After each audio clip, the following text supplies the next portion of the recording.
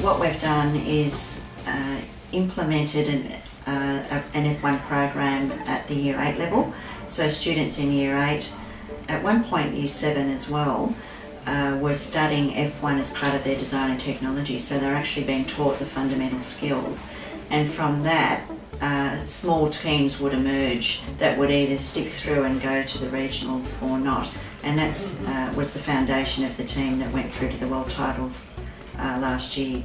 They came from the Year 8 F1 program that was built into the curriculum at the school.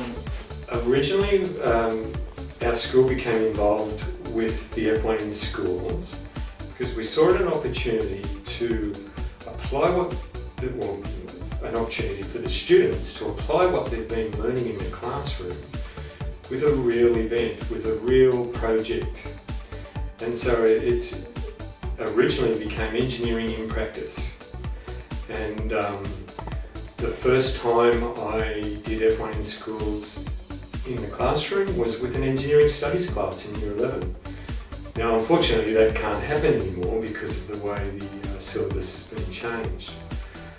We apply at Caringbah High School F1 in schools in two different syllabuses in the technology and applied studies. We apply them in the graphics technology, and again they can apply all the things they're learning about into a project that's got teamwork, that's got the graphic design element of it, and also it's got the pure design element all in one package, all in one competition type environment. There's that competition too because the kids or the students, they get involved in a competition type atmosphere much more than they might with a single little classroom activity.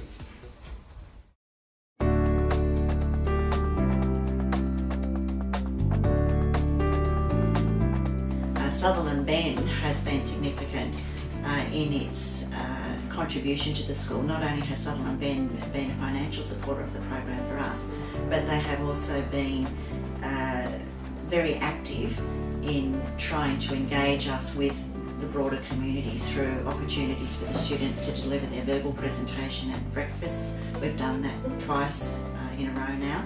But also we've had some members of Sutherland Bend come and visit the school and provide us with advice. CA Rich Engineering, a local engineering community business, has helped us as well. So Sutherland Bend's contribution to this program has been very significant at the embryonic stage, but also in ensuring that the program continues into the future. ANSTO was a big one. ANSTO was a big one. They collaborated with us as well. Yeah. Sam Batty, a materials engineer. Yeah.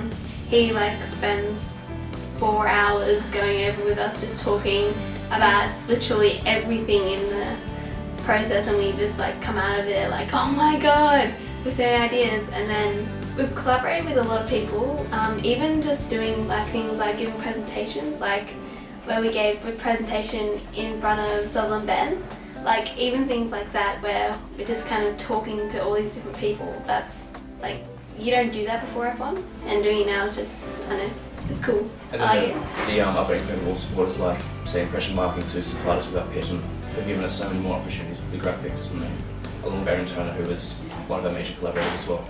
Yeah.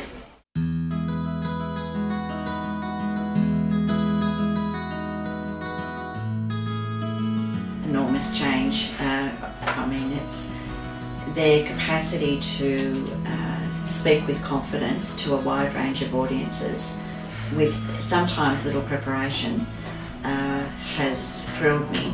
The quality of the conversations they have with a range of people, managers of large businesses, scientists, engineers, women in engineering when they spoke to them, just astounds me.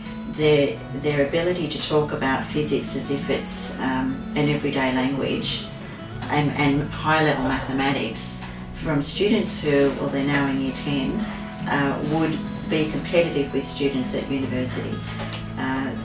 So that the learning in that scientific and engineering field has shown incredible growth.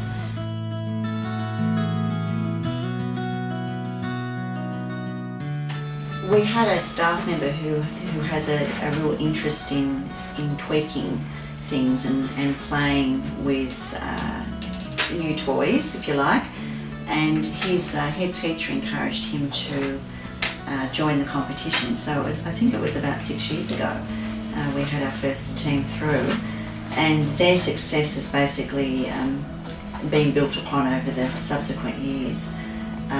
Because we saw young students develop a whole lot of confidence and were quite excited about doing learning in a way that isn't traditionally done in the classroom.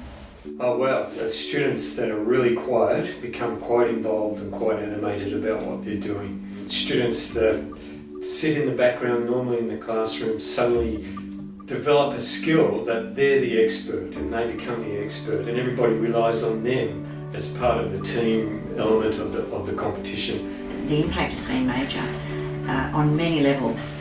If I talk about just at the curriculum level, as a result of F1, and I'm confident it's F1, we now have engineering studies running as an elective from years 9 through to year 12. We have 2 classes in each of years 9 and 10, and we're running preliminary and HSC engineering studies. Now that's most unusual in schools to do that, and each class has 27 students in years 9 and 10, so it's not just a small number of students, it's a significant number who have chosen engineering, and I believe it's because of the influence of F1. The main opportunity was originally engineering studies. You had to develop a school program, and look, without being too critical, most schools neglected that side of the program because there wasn't much opportunity to become involved in a project that was relevant to engineering studies, and this was perfect.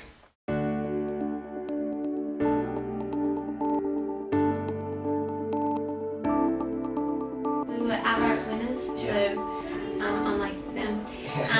So we didn't have to collaborate, so that was, thank God, Great. much easier. So you guys were in the team that for the I was in the collaboration. collaboration team. So how was it working with another team from another country that don't speak was- your language? It was really difficult, but I think the best way I've gone through this, I'm sort of glad that I started off collaborating and then I've had the second chance to go through by myself, because I learned so much when collaborating, because it was really hard, but I did learn about the German culture, how other cultures deal with things in different ways. It's just really weird thinking that we've been in F1 for a year.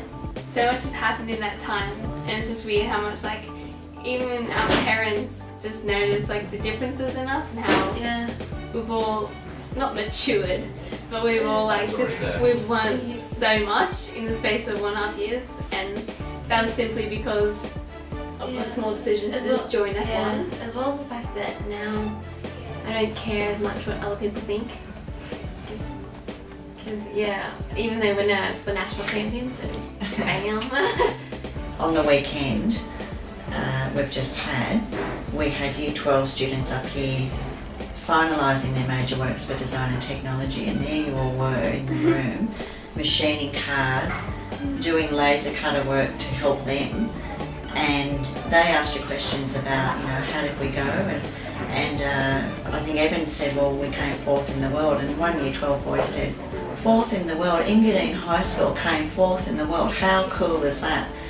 And you don't hear that kind of thing, but there is an admiration in the student body for what you've done. That doesn't mean that they want to do what you're doing necessarily, because they might not have that commitment to give up the time, but they admire what you've achieved, what you are doing, and the fact that you have succeeded on such a grand scale is something of which they are very proud. My own son is in the team, so I guess I will speak to you as not only as a principal but as a mother. and I have seen the growth in him from a young year 8 student to a very mature year 10 student who is excited by learning, who is resilient about the impact it has had on his learning in other ways. So he's had to deal with the fact that he has a maths test the next day, but he's also got an F1 commitment, and he's learned to balance those competing interests, and he has done very well at school. I would recommend anybody to encourage their own child to join an F1 team. It has had a lifelong impact on his learning, and I know of the learning of the rest of the students in the team. The way we implemented at Caringbah High School is it is an assessment task. It's completely integrated into the course. So students don't feel it's an extra burden on what they're studying. Students at our school have got a lot of extracurricular activities running, and while they'd be quite happy to do this one as well, it's a lot easier if you can incorporate it directly into the course. So essentially it's another project, it's another assignment, and in that case it's much easier for them to justify spending time on it. There needs to be a genuine commitment by the school for resourcing it, but the commitment that I've had, and it has been substantial, has paid dividends to all the other design and technology courses that we run at this school. I now have had one teacher be skilled in the use of the laser cutter, and his impact has grown so that all the teachers in that TAS staff room now are using this equipment for other projects in the school. Even if we don't win, I want to pick up the engineering award just because I want our car to be the best designed, I'm hoping. But with F1 in general, I'd say regionals was actually probably the hardest. Not in terms of the work scale, in terms of beginning, because it was at regionals that I had to learn all of these new things and I wasn't used to managing my work. So I think once you get past that stage, you get into a rhythm. So For internationals, I'm just looking forward to seeing like all the other teams and just comparing, just seeing, and just like I think it's interesting seeing what other teams and the amount of effort that they've put in, and because we've been putting in a lot of effort, and I just want to see How much they know. how much effort they've put in as well, and you know. And it's good to meet teams that have gone through the same experience as we have, because right now it's like we only really can talk to our own team about stuff, but over there you're like, oh yeah.